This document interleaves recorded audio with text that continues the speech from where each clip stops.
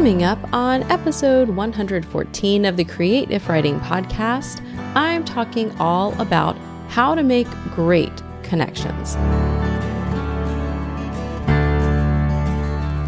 I can't go back to sleep, it's almost light. These restless thoughts have kept me up again tonight. Hello and welcome to the Creative Writing Podcast. You are in the right place if you're a writer, blogger, or creative who wants to build an online platform without being smarmy. I'm your host, Kirsten Oliphant, and we are continuing in the vein of collaboration because I've got my book coming out and exciting news. Creative Collaborations is now available for pre-order. And I've got a 99-cent special that you do not want to miss. I'm going to be talking more about the book, but I just want to say it's out. It's out. You guys can not get your hands on it, but you can secure your copy. It's going to release on November 2nd, which is just over a week away as I'm recording this. So if you want to go ahead and snag your copy of the book, you can go to creativewriting.com/CC. That stands for Creative Collaborations. I like to make things easy for you guys, especially listening, because if you're like me, you're probably listening in the car or maybe while you've got your hands in a sink full of dirty dishes. Okay, maybe that's not me. I hate doing dishes, but wherever you are, you may be sort of hands-free. So just remember creativewriting.com/CC, and that will redirect you to the pre-order page where I've got information about the book and more. I'm so excited to share the book with you guys. I really am. So today we're going to follow up episode 113 where I talked about bad pitches, and I loved hearing from you guys. I heard a few bad pitches in the creative writing community and also just what you guys thought about those pitches. They were pretty terrible. But if you're like me, you get a lot of bad pitches, and I feel like no one's really listening to the podcast that's actually sending me these pitches for the most part, but I feel like I got less after doing that. So maybe that was a good thing. Somehow the universe heard me and stopped sending them. I don't know. That's not really a thing. But anyway, I had a little brief break from bad pitches over the weekend. So in today's episode, I want to share how you can actually get started in good ways and start good relationships before the good pitch. I'm not going to actually share kind of the directions for a good pitch, but sort of the pre-work that leads up to it, because I think that's just as important. At the end of the show, if you stay tuned, I'm going to thank my sponsors because I have some really cool sponsors. I'm going to share about the book launch party, and I'm going to also mention you, the members of the community who are making this possible. So let's dive into the pre-work of a good pitch. And that is the first time you make a connection. Now, in episode 112, I talked about my favorite places to make connections. And if you might remember, or if you haven't listened yet, those places are Twitter and live events. And I shared about some of the experiences I've had and some of the relationships that I've formed with people that are long lasting and really great partnerships. And they started on Twitter often, and also connecting in live events. Super, super important. So now we're going to talk about digital. Like if you're going to send somebody an email and some kind of pitch and talk about doing some kind of working together, what is it that you need to do before you even get to that point? Okay, so the thing about a good pitch is that it starts with a good relationship. And this is kind of hard because you might be thinking, okay, well, I want to connect with so-and-so big name in my niche. How in the world do I start a good relationship with this person who doesn't know who I am and doesn't care? And that's a great point and a very valid one. Okay, so let me rewind just a little bit. Let's talk about relationships online. And I don't mean dating relationships like Match.com or whatever people are using these days to find people swiping left and right. I don't know. That was kind of like way after I was married. So that's not a thing I really get. I've just heard about it. And so that's not what I'm talking about at all. I'm talking about digital relationships that you make when you are doing simple things like following people on Twitter. In the online world, we have all these relationships, and you may not call them that. Maybe you call them connections. But whenever we're following somebody online, whenever we're liking their page, when we're commenting on a blog post, those are little points of connection that are forming a sort of digital relationship with that person. So that's where we're really starting. And even though you may want to be trying to, I guess you might want to be connecting with somebody who is a really big name in your field, you start with those little tiny points. Side note, in the book, I talk about why it's really important not just to connect with people who are quote unquote above you, those power influencers and people that you really look up to in your space. It's really important to make connections with people who are kind of at the same level as you are, and then people who are a few steps behind. Really important. I talk more about that in the book, not in this episode, but I want it to be mentioned because I'm talking more specifically in this episode about reaching kind of up. And so I want you to know that I don't think that's the only thing to do. And there's actually a really great book by Jared Easley, who is one of the founders of Podcast Movement, called Stop Chasing Influencers, which is really fantastic. And it's kind of going in the face of that advice you hear all the time about how if you just get that big person to know who you are, everything will be roses. It won't. And so just keep that in mind, that I'm not saying in this episode that if you get that big person to do something with you or for you, that all of a sudden everything's going to work out for you. Because I've actually found that sometimes the more powerful connections are the people that are on that same level as you, and you guys combine forces and do something kind of awesome. So just keep that in mind. That was like a really large caveat. Now I'm going to circle back. Bring it on back so I can talk about how to make connections with the big people, because it is important to make those connections. Two, I just want you to be realistic and know that if you have somebody huge, on your podcast, which I've had some really big people, those aren't my biggest downloads. And I think I've mentioned that a couple of times on here before, but those people can attract a big audience. They can bring their audience, but they may not. So just go in knowing that. But as you're starting to make connections, it starts in those simple little points of connection. It starts by following that person on social media. Maybe not all the channels, maybe just the channels that you talk on or where you might actually have a chance to connect with them. It means maybe getting on their email list. And that's something that I love to do, because if I'm going to really reach out and ask somebody to come on the podcast or to speak at a summit that I'm doing or any other kind of partnership, I want to first have done my homework, or at least feel like I know what they're up to, because here's a kind of a quick tip and why email is really important, signing up for their email list. If I'm signed up for somebody's email list and I'm about to pitch them on a Tuesday, but Monday their email comes and says, hey, I'm taking 3 weeks off for a big break because we have family crisis and I am not going to be answering any emails or doing anything else.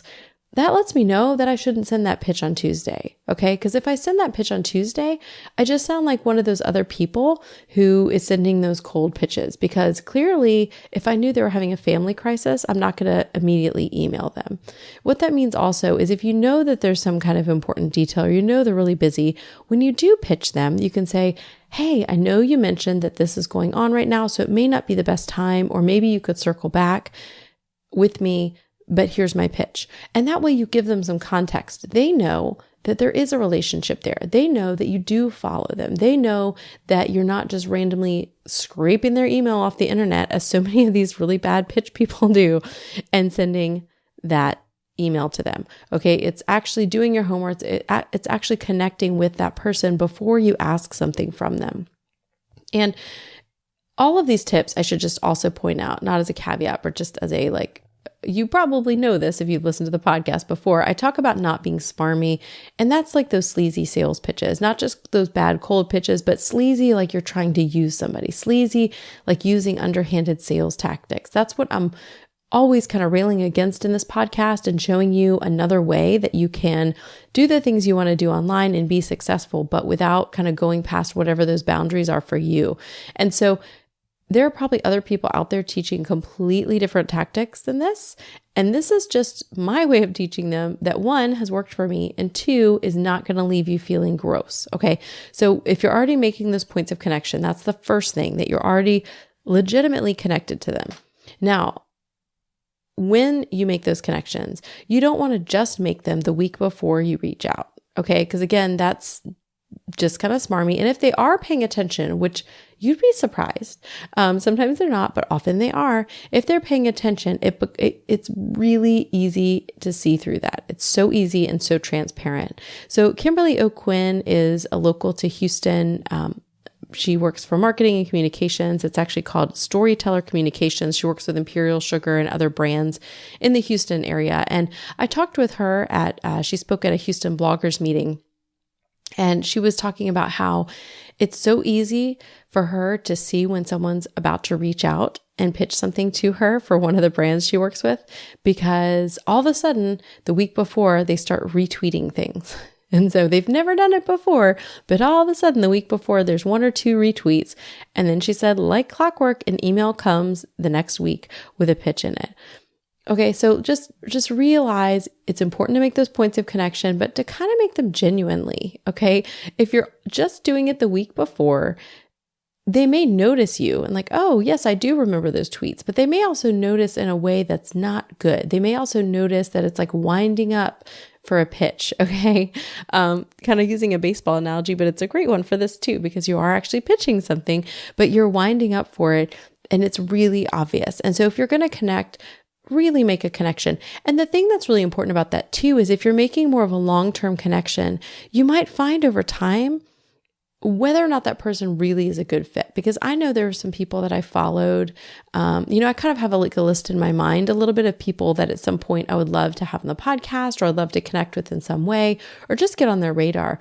And I followed some of them, and a few of them over time, I unsubscribed because I just really didn't gel with them the way that I thought I did on the surface. So it's kind of important there too. Especially considering your values and that person's values, it's really good to have those line up, or maybe their personality, or maybe all of a sudden in the middle of things that they have a political rant. I'll give a little example. So for 2 years now, I've run the Profitable Blogging Summit along with Paula Rollo, and we had somebody speak, or somebody kind of on the radar to speak. And we'd been following that person for a while, and there was an email that landed in my inbox that was just, I thought, really over the line, really unprofessional. And I unsubscribed from that person. And I told Paul, I said, hey, I don't want to have this person speak at the summit. I don't appreciate their values. I don't like this email. I'll forward it to you just so you can kind of get an understanding of why.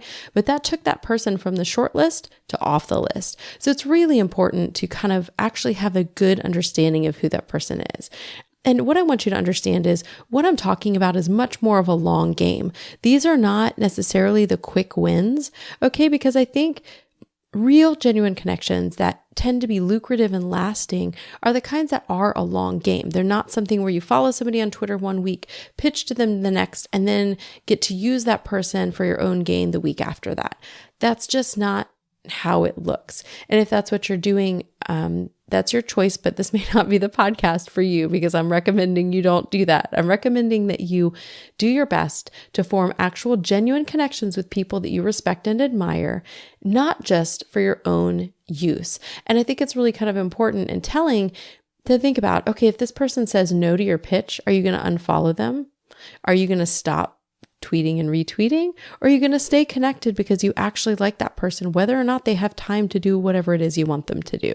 And that's kind of a good question to ask yourself. Would you be following them anyway? Or are you just following them because you want something from them? And I just want to encourage you that even though it is more of a long game, the relationships that you form are longer lasting, and it doesn't get you a bad reputation, because there are a few people, and some of them have been successful. So sometimes you can get success with the things that maybe are a little bit less long game and less genuine. Because I know some people, I know the backstory of how some people built their businesses basically on the backs of other people and then forgot about those people. And, sometimes in closed circles and in private emails, people share those names and you learn. And then when you hear that story, you kind of can't ever see that person the same way again. There are certain big name people that you guys might follow and really love that I'll never ask to be on the podcast, because I know stuff about how they got where they got and I don't like it and I don't value that. And even if I'm not going to do an expose because that's not my thing or my business, I'm not going to have them on the podcast, and I'm probably not going to tell you why. So if you're like, I'd love for this person to be on, I'm like, good idea. I won't follow up. I'm not going to share that kind of stuff with you guys, but I will say that it does get around. It does get back to you, but still sometimes people use those tactics and do things that are gross and they get ahead. You guys probably can't hear it, but just a side note, there's an owl hooting right outside the window. It's kind of cool. I guess we have an owl living in the yard. End of the side note. I know that I've seen people who are doing things like not using disclosure where they should and making thousands of dollars. And it's super frustrating because they're not on the up and up. But you know what? They still made the thousands of dollars and the FTC didn't come and find them, at least not yet. And so sometimes people doing it wrong get ahead, and that's just how it is. But I know for me, and I want to encourage you to do it the right way, even if it takes a little bit longer, even if there are more steps, because it's really important. And I do think at some point, all that stuff catches up to you. So there's a real balance when you are setting up for the pitch, or let's call it winding up for the pitch. There's a real balance between having and making a genuine connection, but also knowing that you do want at some point to reach out. You do hope that there's some benefit to you from a relationship with that person. And it's okay to want both. I think if you're only going in it single-mindedly, thinking, how can I use this person to get what I want? And I think we never really say that. Most of us don't say that in our minds, but sometimes you might catch yourself sort of, I don't know, thinking of it in that way, but not using that language, okay? Because sometimes we want to see ourselves in the best light, and so we may not use that. But if you're really being honest with yourself, you know. And I can't tell you that. I don't know that anyone on the outside can tell you that, but I think you know, and you can tell. And there have been times where I've really wanted to reach out to somebody, and then I realized, like, I really haven't spent enough time doing my homework. I realized, like, oh my gosh, I know the person, I didn't follow them on Twitter, I'm not subscribed to their email list. I'm going to wait. And maybe that's what it means. It doesn't mean I'm not ever going to reach out. It just means if I think I'm going to actually connect and ask them for something, I'm going to go ahead and be generous with their content. I'm going to share content for a while. I'm going to follow their email list, and I'm going to do that for a bit of time before I do anything else. And I'm going to give you one more secret and then leave you guys to these. This is a quicker episode, but leave you to go and think about this. And here's kind of one thing to sink your teeth into. So in episode 112, as I mentioned, I shared the 2 great places to make connections, but I want to mention a third, and that is email. So one of the favorite things that I like to do in my emails is to ask people to reply. And I typically will ask a question that is easy to reply to. And I've played around with different kinds of questions. It's always kind of a gamble, and I'm sometimes surprised at what people will respond to, but I invite people at the end of my emails to hit reply. And I say that I'm going to reply back. And unless somehow the email gets shuffled around, or I forget, or I get it at the wrong time and I'm on my phone and forget, and if that's happened to you guys, I'm so sorry. I really do intend to reply to every single one.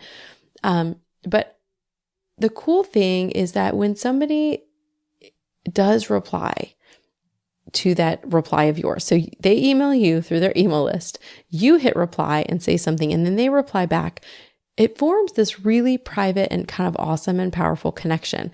So one of my big secrets and tips is that some of my most successful pitches were not an email that I just randomly sent to the person, but they started when I hit reply to an email that they sent through their email list. And the reason is because sometimes I'll reply more than once to a certain person. Like maybe one week I reply and just say, love the email this week. And obviously I'm not going to do that if I don't like it. Like, again, be honest. But if I've done that before, they might be familiar with my name. And it also tells me too, if they actually read it or if it's just their assistant, because some of my favorite people don't actually reply, their assistants reply, or nobody replies, or it goes to like an automated system, which is my least favorite thing, you guys. Unless you're really huge and you just can't do it, reply to your emails. Oh my goodness, it's so powerful and important.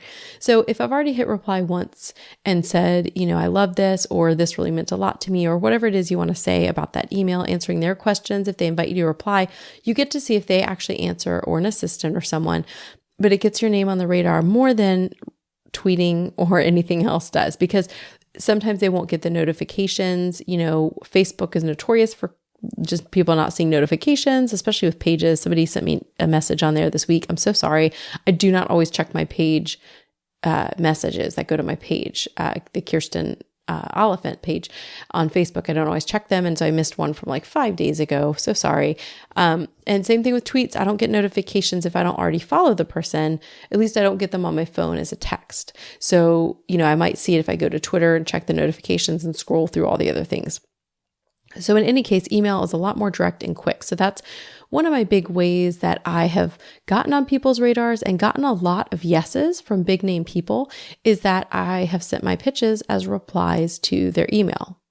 So there you go, you guys. There's a lot more like this in the book, Creative Collaborations. And I'm so excited that the end is in sight. I wanted to have the book out a month ago or more, and hurricanes and family things and other things have just gotten in the way, but I'm really excited that it's happening. The book is going to be out again November 2nd, and you can go ahead and get your pre-order copy at createifwriting.com/CC. It's going to be 99 cents for the pre-order phase and probably for a few days afterwards as well. So I'd love for you guys to go ahead and get that so that you get it as soon as possible on November 2nd. And it's really cool because I've built in a whole bunch of bonus items into kind of like I put it on my course software that I use, which is Teachery.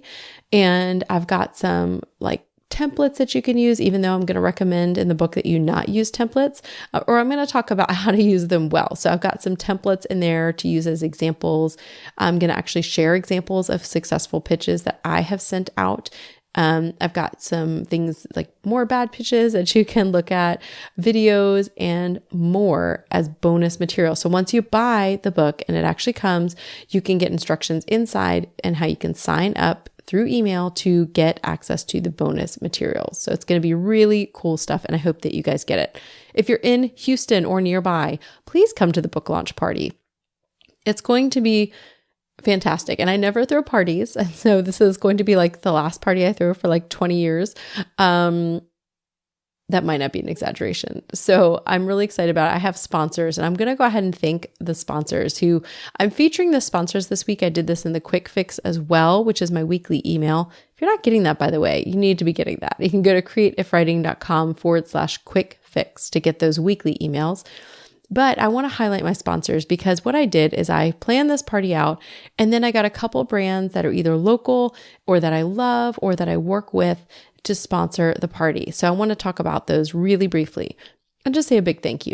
And some of these are ones you're going to be interested in as well. The first is Mediavine, and they are sponsoring the location of the event. And if you don't know who Mediavine is a fantastic company that helps run ads on the site for bloggers. So if you are a blogger, I think that it used to be 20,000 page views per month. I think it's up to 30,000 now if you want to get into Mediavine and have their ads running on your site. I will say that when I switched to Mediavine, my ad revenue more than tripled per month, which is fantastic. So they do a great job. In addition to that, the company at Mediavine, it's not like some big faceless, nameless company. It's a company full of people and bloggers, and I know their names and they're awesome. And they have a group on Facebook where if you have questions or concerns, they will talk to you about them. They try to help you with things like site speed so that your user experience is better and you're going to get more ad revenue. And because they're bloggers, they understand about user experience and how important it is to not just bombard people with crazy ads. So they've totally got your back. I love the whole team at Mediavine and highly recommend them. The second is ConvertKit. And as you guys know, they have been a sponsor for the show for a while. You can actually get a free month of ConvertKit, which is my email service provider. If you haven't already heard of them or heard from me about them, you can go to createifwriting.com/ConvertKit to get that free month. I also have a free course and a Facebook group just for the people who sign up under me. And ConvertKit, same reason as Mediavine. I really love these companies that have faces and have names, and I know the people and I talk to them and they answer and they respond like a real group of people, not just like some kind of corporation. So ConvertKit is fantastic. They have a great number of tools. They just released some really fantastic ones, like a plugin that in some ways acts like a Facebook pixel on your site. It's really incredible. So that's one of my things on my to-do list this week is to get that up and going.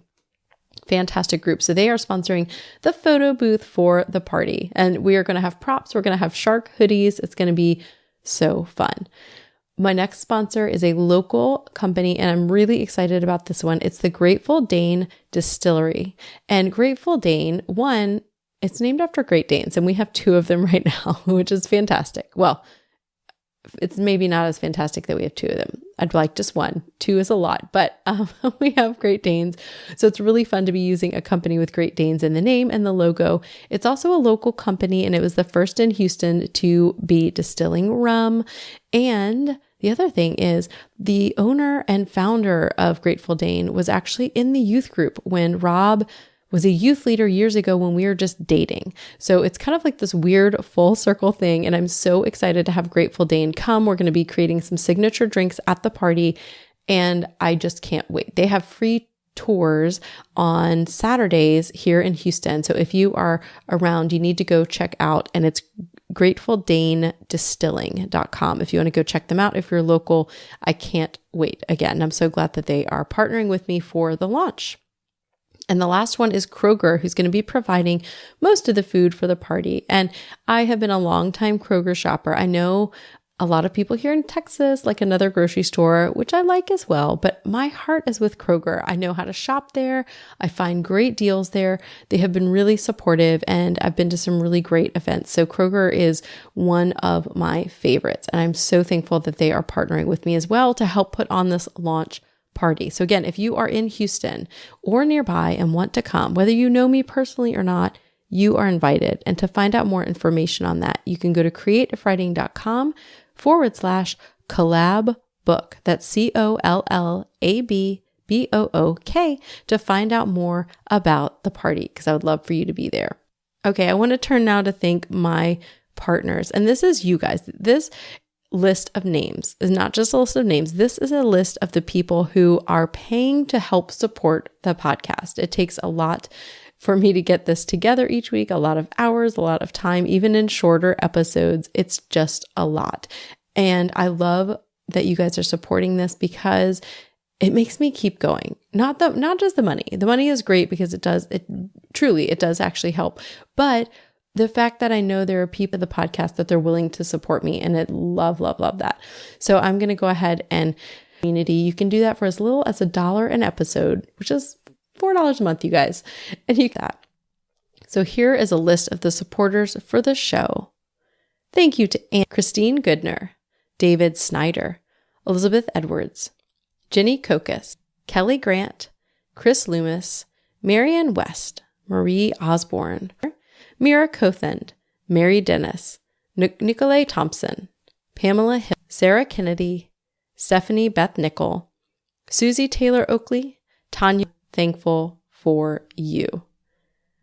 Okay, if I leave you with a call to action, it is going to be, again, go check out the pre-order to the book, share it with people that you know need to learn how to collaborate well, how to send that great pitch, how to not be smarmy, but also form lasting and lucrative partnerships. Doesn't that sound good? It does. It does. You can go to creativewriting.com/cc. And a last thank you to Jasmine Commerce of JasmineCommerceMusic.com for the wonderful tunes you are hearing now, the music for this show. She is an independent artist, and you can support her by going to creativewriting.com/music, which will take you right to her site where you can pick up more of her music so that you can listen not just every week as you're listening to the Creative Writing Podcast. Thank you guys for listening, and I hope you have an inspired week.